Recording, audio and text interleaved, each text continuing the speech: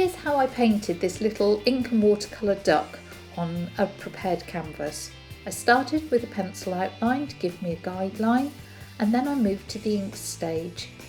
I'm using Indian ink with plenty of water to get the form in, starting with the eye, because if that goes wrong, well, everything's gone wrong. Then I'm moving on to the beak, and again using a bit of a splatter and a spray to soften off edges. Once that's dry, I'm going to use a little pen just to tighten up a few details, being careful not to do too much because that's very tempting. I also do the edges of the canvas, you'll see that in a moment, because I think I like that rather sort of 3D effect that you get by going around the edges.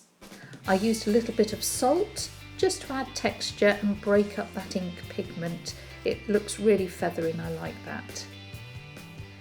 Once I was happy with that level of detail, I thought about the colour, mixing them up ready to go because I'm going to work really wet in wet.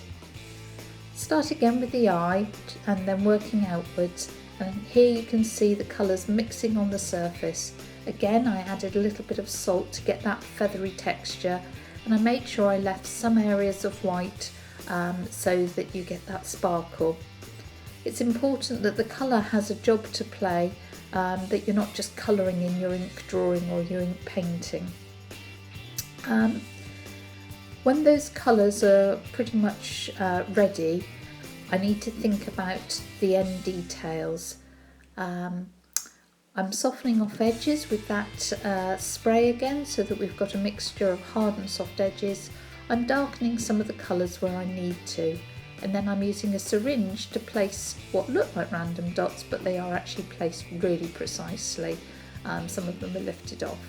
Suddenly realised I'd done the neck a bit wrong and missed that gorgeous white ring they have around their necks, so I did that, and then the painting is finished.